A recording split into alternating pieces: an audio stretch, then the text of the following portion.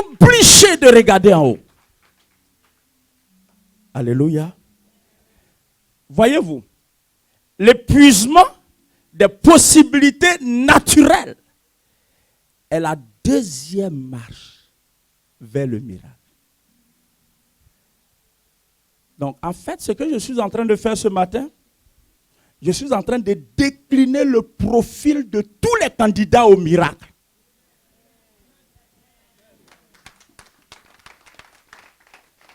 Qui a besoin de miracle dans sa vie? Vérifie à travers ce message. Il y aura la suite dimanche prochain. Mais déjà, vérifie à travers ce message, est-ce que tu es un candidat sérieux au miracle? Est-ce que ton dossier est acceptable? Quand les anges vont vérifier ton dossier, est-ce qu'ils ne vont pas le rejeter? Parce que, comme dans toutes les instances, dans toutes les institutions, dans toutes les agences, il y a des dossiers complaisants. Quand tu viens avec ton dossier, il y a besoin de miracle. À Pôle emploi, il y a des gens qui présentent leur dossier et disent non, toi tu n'en as pas besoin. Allocation familiale, les gens viennent et disent non, mais toi tu n'en as pas besoin. Vous comme ça là, toi tu n'as pas besoin. Parce que ton dossier est tel qu'ils voient que tu ne remplis pas toutes les conditions. Alors, la première condition qu'un dossier en quête de miracle doit remplir, besoin. La deuxième, il faut vérifier que toi-même, à ton niveau, tu as exploité toutes les possibilités. Quelqu'un peut dire, pasteur prêche. Vérifie que tu as exploité toutes les possibilités sur le plan naturel et que rien n'a donné le résultat escompté. Tout a échoué. Et là, tu es obligé de croiser les bras. Quelqu'un vient, il te demande, est-ce que tu as fait ça? Tu dis oui. Est-ce que tu as fait ça? Tu dis oui. Est-ce que tu as fait ça? Tu dis oui. Et tu lui dis même que j'ai fait d'autres choses que tu ne m'as pas demandé. Mais je ne peux plus rien. Alléluia.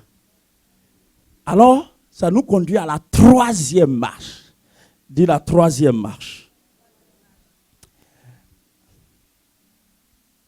La première marche qui conduit au besoin, au miracle, c'est quoi? J'ai déjà répondu. Donc, la première marche qui conduit au miracle, vous savez, c'est nécessaire que tu comprennes ça. Parce que toi et moi, nous, à partir d'aujourd'hui, on doit s'inscrire dans le registre des miracles.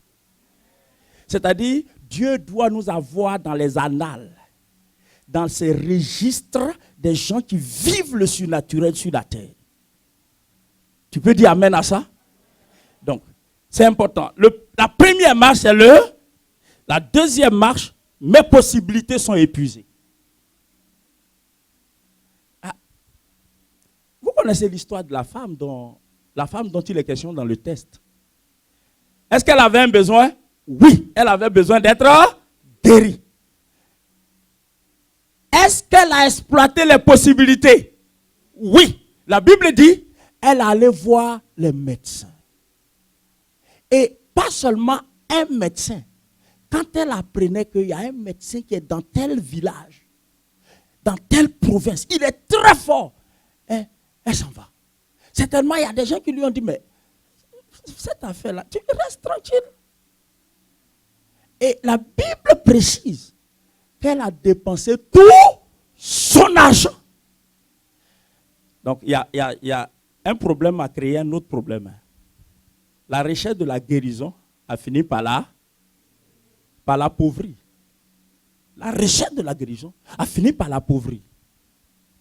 Mais ce qui est impressionnant, dans la vie de cette femme, et tous les candidats au miracle doivent comprendre ça et suivre son exemple. C'est que ce qui est étonnant, malgré l'usure que la maladie a provoquée, malgré le dépouillement de ses richesses, la Bible nous fait comprendre que cette femme a refusé de jeter l'éponge. La troisième marche vers le miracle, le podium du miracle, c'est le refus de jeter l'éponge. Même si je n'ai pas trouvé de solution, je continue de croire que ma situation va changer. C'est dommage que les amens que j'entends soient isolés. J'étais en train de dire, en fait, la première marche, c'est le besoin. La deuxième marche, c'est l'épuisement des ressources naturelles, des possibilités naturelles, des options naturelles. Et la troisième marche, c'est le refus d'abandonner. Je ne veux pas abandonner. Il faut que je sois guéri. Voici l'option que la femme a choisie. Tous les médecins que nous connaissons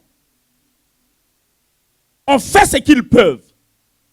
Et ma situation reste inchangée. Seulement moi, femme, je refuse cette situation. Et je refuse de jeter l'éponge. Je suis convaincu. En fait, en étudiant ce test, j'ai découvert que cette femme aime la vie.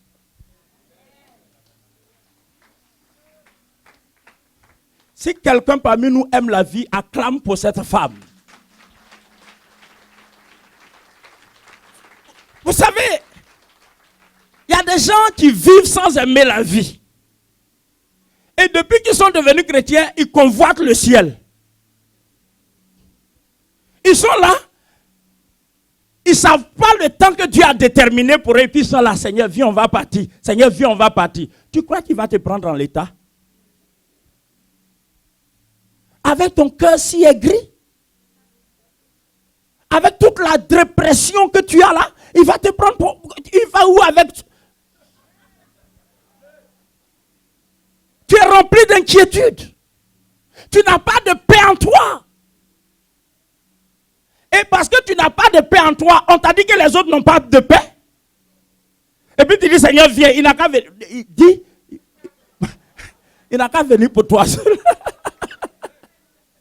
Tu vois, le frère qui est assis à côté de toi aime la vie.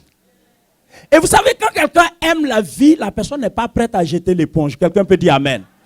Waouh! Quand quelqu'un aime la vie, il n'est pas prêt à jeter l'éponge. Peu importe que tous les maux du monde s'acharnent sur moi, contre moi. Seigneur, je dois vivre. Et je ne veux pas vivre à moitié. Ces mots-là doivent disparaître. Seigneur, je ne sais pas combien de temps ça va me prendre. Mais ce qui est sûr, je dois vivre et je vivrai. Ah, j'aime bien cet homme qui dit, je ne mourrai point, je vivrai et je raconterai les bienfaits de l'Éternel. Alléluia. Je ne mourrai point, je refuse. Les signes de la mort sont là, les symptômes de la mort sont là, les griffes de la mort sont là, le visage de la mort se présente à moi. Mais moi-même, je refuse la mort parce que je veux continuer de vivre. Je ne mourrai point, je vivrai et je raconterai les bienfaits de l'Éternel. Cette femme, pendant qu'elle allait voir les médecins, son sang coulait. Quand elle sort de chez le médecin, son sang continue de couler. Et elle dépense son argent. Elle dépense ses économies. Il y a des gens qui lui venaient en aide certainement. Par pitié, par compassion. Et cet argent partait. Mais, ce qui est impressionnant, la Bible dit que cette femme, elle a gardé en elle l'espoir de la guérison. Waouh! Cette femme était véritablement une fille d'Abraham. Vous savez, il est dit au sujet d'Abraham, Romains chapitre 4, qu'Abraham espérait contre toute espérance. Voici le secret vers le miracle. Rien ne m'encourage à continuer. Mais moi, je dis, je veux continuer. Rien ne m'encourage à croire qu'il va avoir un changement. Quand je regarde à gauche, à droite, rien ne m'encourage à croire qu'il peut avoir un changement. Mais au fond de moi-même, je garde la conviction, l'assurance que le changement viendra. Je ne sais pas quand il viendra, mais le changement viendra. Je suis convaincu, je ne resterai pas comme je suis. Il va avoir changement. Oui, mon corps est en train de pourrir. Mes mains sont en train de tomber en défaillance. Ma santé est en train de souffrir. Mais au fond de moi, je dis, il va y avoir un changement. La situation sociale ne change pas. Autour de moi, tout semble complètement obscur.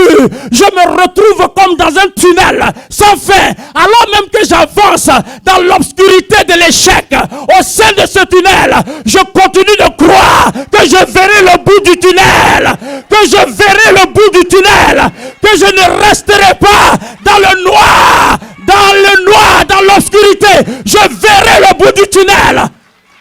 Voici la troisième marche vers le miracle. Des gens proches de toi peuvent, par la sagesse humaine, essayer de te dissuader, de continuer de croire. Les adeptes de l'euthanasie peuvent s'approcher de toi pour dire, est-ce que tu ne peux pas solliciter un médecin véreux, un médecin compétent pour t'aider à mourir? Parce qu'aujourd'hui, il y a des gens qui aident d'autres à mourir. Tu dis, moi, même si il ne reste que ma respiration, je vais courir toujours derrière la vie. Je ne veux pas être parmi ceux qui jettent l'éponge. Vous savez, le miracle se présente à tous ceux qui persévèrent. Tous ceux qui persévèrent finissent par rencontrer le miracle sur leur chemin. Quatrième et avant-dernière marche. Dites-moi, la première marche, la deuxième marche, quand j'ai tout fait et que je ne peux plus rien faire, ça vient compléter mon dossier. C'est un élément.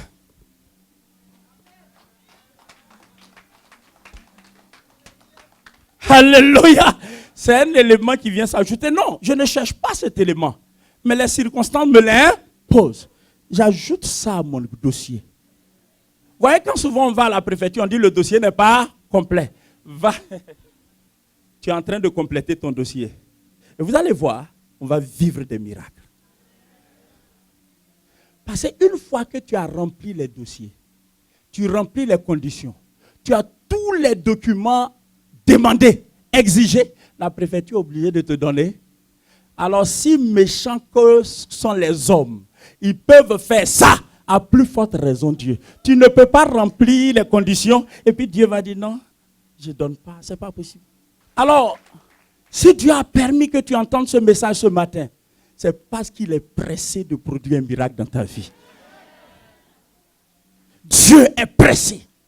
Mais seulement, il veut te conditionner par sa parole. Il veut baliser les choses par ta parole pour que tu sois dans les conditions du miracle. Alors, la quatrième marche, et ça, c'est formidable. Et ça, soyons très attentifs. Dans la vie de cette femme, il se passait des choses extraordinaires. La Bible dit, pendant les 12 ans là, hein, c'est moi qui ajoute pendant les 12 ans, mais je sais que c'est ce qui se passait. Qu'est-ce qui se passait? Chaque fois que la femme va chez un médecin, elle revient, sans suite. Elle se prêchait à elle-même. Elle se prêchait à elle-même. Et quel était le thème de son message? Tu seras guéri. Alléluia! Elle se prêchait à elle-même. Il n'y a rien de plus efficace, mes amis, pour un être humain que d'être capable de s'automotiver. La capacité, l'aptitude, quiconque manifeste l'aptitude à s'automotiver, c'est sûr, il ira loin. Si tu n'es pas capable de t'automotiver, tu vas voir ton énergie va se réduire au fur et à mesure jusqu'à ce que tu tombes en défaillance. Et même 10 bras ne pourront pas te soulever. La Bible dit que cette femme se prêchait à elle-même. C'est écrit. Parce que la Bible dit, elle disait en elle-même que je sais que si je le touche, il n'y a pas de message plus efficace que celui que tu te prêches à toi-même. Le problème c'est quoi?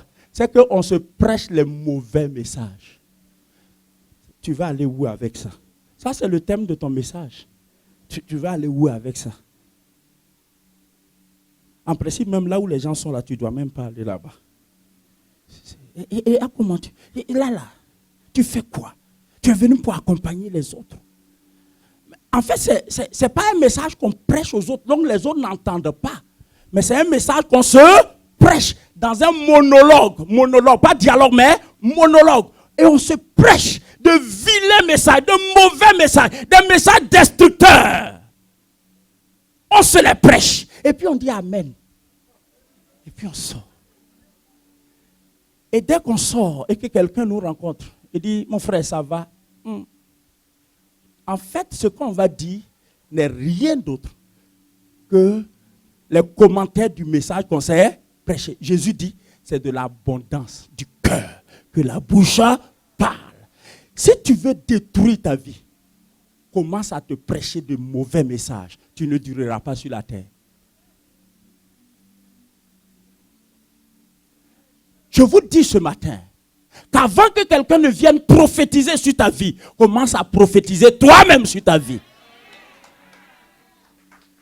Le secret de la qualité de la spiritualité de David, le secret de la stabilité de cet homme que nous tenons en estime, David, résidait dans quoi, entre autres? Résidait dans le fait que David avait fait de la prédication à soi, de l'automotivation, pratiquement son style de vie. Plusieurs fois, quand vous lisez les psaumes, David dit, c'est impressionnant, il n'y a pas quelqu'un qui a aimé monologuer comme David. Avant qu'un prophète ne vienne lui parler, David se prêchait à lui-même. Il s'arrête et il dit, mon âme, pourquoi tu as abattu? Mon âme, pourquoi tu as abattu? Mon âme, pourquoi tu as abattu? Relève-toi et regarde ton Dieu. Il est ton salut. Mon âme, relève-toi. Prends de nouvelles forces. Alléluia. Quel est le message que tu te prêches? Avec quel message tu commences la journée? C'est que tu médites la parole de Dieu. Dieu te parle. Mais vous voyez, la foi vient de ce qu'on entend. Maintenant, il y a la parole de Dieu qui donne la foi. Et puis il y a ce que tu te prêches à toi-même. Oh, quand le peuple de Dieu entend ça, c'est parce qu'il y a un changement qui est en route. C'est parce que Dieu veut changer ta condition de vie, ta façon de fonctionner, ta mentalité. Ce que Dieu attend de toi, c'est que tu te regardes dans le miroir et que tu proclames ses promesses dans ta vie. C'est que tu proclames tes promesses, les promesses de Dieu, la parole infaillible de Dieu. Ce que Dieu attend de toi, c'est que tu puisses te regarder et dire, tu sais, les gens ne croient pas en toi, mais tu vas réussir. Ce que Dieu attend de toi, c'est que tu te regardes et que tu dises, les gens pensent que tu n'es pas important, mais je t'annonce que tu es important. Ce que tu dois comprendre, est-ce que quelqu'un m'écoute ce matin? Ce que tu dois comprendre, c'est que Dieu espère que tu te tiennes devant le miroir et que tu dises, Éternel, tu as fait de moi une créature merveilleuse. Une créature merveilleuse. Ah, je ne suis pas comme les autres. Seigneur, je bénis ton nom. Je ne suis pas n'importe qui. Je veux dire à quelqu'un, sois le premier prophète de ta vie. Sois le premier prophète de ta vie. Afin que quelqu'un ne te dise bonjour, dis-toi à toi-même bonjour. Alléluia. Quand tu te lèves, fais attention. Même si c'est ton mari qui est à côté de ta femme, fais tout pour te dire bonjour à toi avant qu'elle ne te dise bonjour. Bonjour mon âme. Aujourd'hui est un nouveau jour. Nous allons au-devant des exploits. Mon âme, tu te portes bien. Là, je vois, tu as un peu la tête coupée, mais relève la tête. C'est à cause de ce qui s'est passé hier. Relève la tête. Mon âme, Dieu est avec toi. Dieu va faire des exploits avec toi. Dis à quelqu'un, prêche-toi. Prêche-toi. Prêche-toi.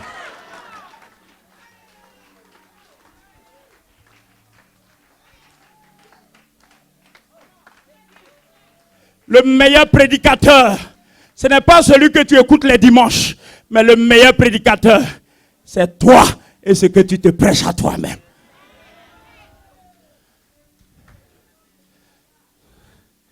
C'est impressionnant, mes amis. David dit, regarde, projette-nous Psaume 42, verset 5. La prédication à soi. Ouh, quelle puissance. Si tu n'apprends pas à te prêcher, le monde va te prêcher. Les païens vont te prêcher. Les situations vont te prêcher. Et ils vont t'imposer leur loi. Commence à te prêcher la parole. Prêche-toi. Prêche-toi et tu te relèveras. Prêche-toi et tu iras de l'avant. Prêche-toi et crois ce que tu te prêches. Prêche-toi la parole. Prêche-toi les promesses. Regardez, pourquoi t'as battu mon âme et gémis-tu au-dedans de moi? En clair, David avait constaté, l'âme était dans le passé de ce qui s'était passé. Des événements d'hier ou avant-hier, et puis l'âme est abattue. L'âme, c'est le ciel des émotions. L'âme est abattue avec tous les sentiments qu'elle a, elle est abattue. Et David se lève le matin, David dit, mon âme, c'est quoi tu es en train de faire là? Parce qu'en l'homme, il y a 3 éléments. Il n'y a pas seulement l'âme. Heureusement, l'âme est abattue, mais l'esprit est là. Donc tu prends l'esprit et tu parles à ton âme. Mon âme, relève-toi. Il dit, mon âme, pourquoi t'as battu? Mon âme, et gémis-tu au-dedans de moi? Oh, espère en Dieu, car je le louerai encore. Il est le salut de moi. Quelle puissante prédication. Quelle puissante prédication. Je suis béni ce matin. Dieu partage avec nous un secret puissant, quoi. Waouh! Je refuse que les circonstances m'imposent leur loi. Je refuse que mon besoin ou mes besoins m'imposent leur loi. Aussi réel soit-il, aussi urgent soit-il, je refuse que les besoins m'imposent leur dictat. Je veux proclamer la parole. Regardez, Psaume 62, verset 5, ma fille. Ok, le Psaume 62, verset 5 dit, oui, mon âme, confie-toi en Dieu, car de lui vient mon espérance. En fait, on a l'impression qu'il parle à quelqu'un d'autre, mais il se parle à... Quand on lit ces psaumes-là, comment on les interprète? Il dit, oui, mon âme. Oui, mon âme. Si on lit le verset avant, ma fille, va au verset avant. Le verset précédent. Voilà, et regardez ce qu'il dit. C'est-à-dire, l'environnement autour de lui est très hostile. Il dit, ils conspirent pour le précipiter de son poste élevé. Ils prennent plaisir au mensonge. Ils bénissent de leur bouche et ils maudissent dans leur cœur. La suite, il dit, oui, mon âme. En fait, c'est comme si, regardez, imaginez, je vous fais un schéma. L'âme constate tout ça. Et puis l'âme se recoqueville.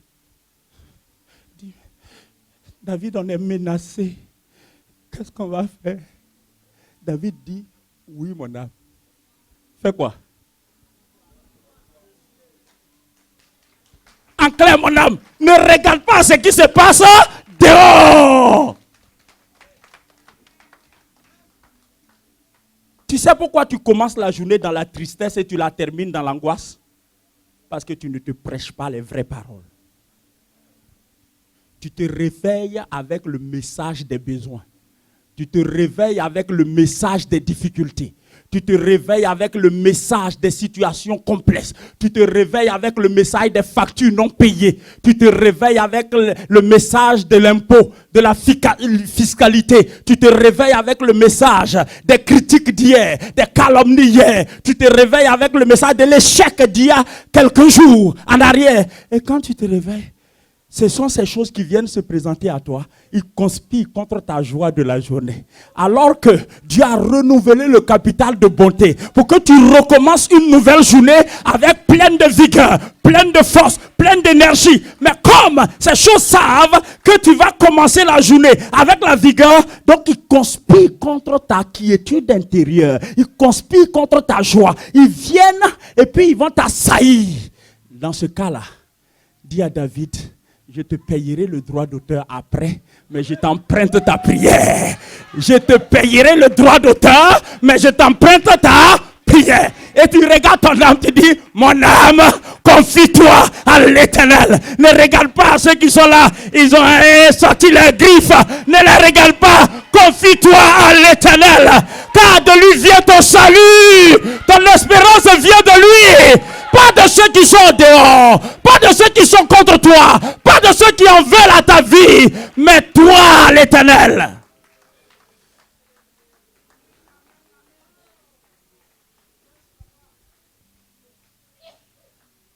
Lisons un dernier passage, Psaume 103, verset 1. Vous savez, à force de ne pas nous prêcher à nous-mêmes, tout le monde cherche à prêcher sur la chair.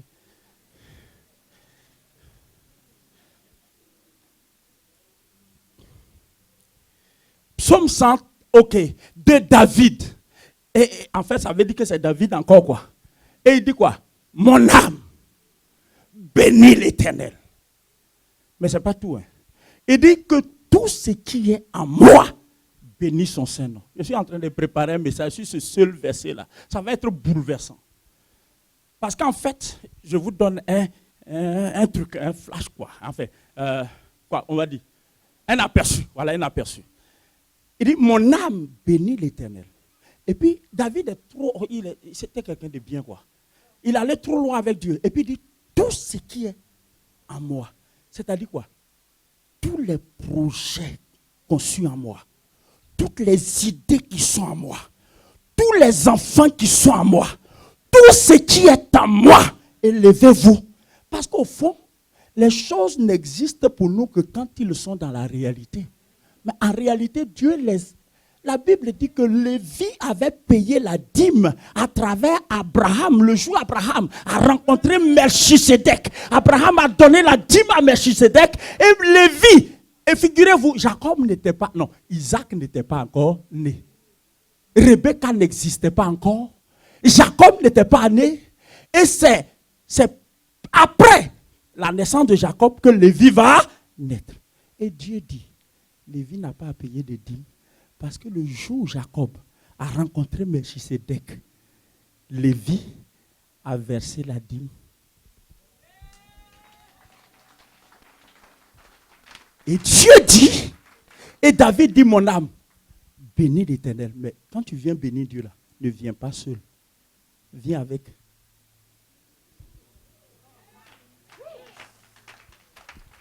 Viens avec mes idées. Viens avec mes projets. Viens avec mes rêves. Viens avec ma vision. Viens avec mes ambitions. Viens avec tout ce qui est en toi. Que rien ne reste. Moïse a dit à Pharaon, même un ongle ne restera en Égypte. Parce que tout doit servir à adorer l'Éternel. Alléluia. La quatrième marche, c'est cela. La dernière marche. Pour être sur le podium du miracle. C'est la cinquième marche. Alors, dites-moi, la première marche, c'est quoi? La deuxième marche? La troisième marche? Le refus d'abandonner. Je ne jetterai pas l'éponge. La quatrième marche? L'auto-motivation. Se prêcher à soi-même. Combien de chrétiens ne se plaignent pas? Ah, le message qu'on a écouté aujourd'hui, là, le pasteur, on dirait, il nous a insultés. C'est lui qui... On dirait qu'il t'a insulté. Mais toi, ne t'insulte pas. Prêche-toi. Si le message dimanche t'a pas fait du bien, quand tu arrives à la maison, tu dis à ton mari ou bien à ta femme, chérie, j'arrive, je suis dans la chambre. J'arrive. Tu fais quoi? Chérie, j'arrive. Tu vas... Pour bien te rassurer, tu te mets devant le miroir. Et puis tu dis, mon âme, tu vois aujourd'hui à l'église, on n'a pas bien mangé. Mais je vais te dire que tu es trop importante. Mon âme, je te bénis. Et toi et moi, on va rendre gloire au Seigneur. Ne te plains pas hein, parce que tu n'as pas bien mangé. Ce n'est pas toujours que les restaurants proposent quelque chose de bien. Et ce n'est pas toujours qu'on mange ce qu'on veut. Mais moi, je sais ce dont tu as besoin. Donc je suis venu te servir, mon âme. Toi et moi, on va manger. Alléluia. Et puis les plaintes s'envolent. Les plaintes nous quittent. La cinquième marche, c'est l'exercice de la foi. Elle dit, je sais que si je le touche, je serai guéri. C'est ça la foi. Et je m'arrête à ça. Tiens-toi debout et nous allons rendre gloire au Seigneur. Tiens-toi. Waouh!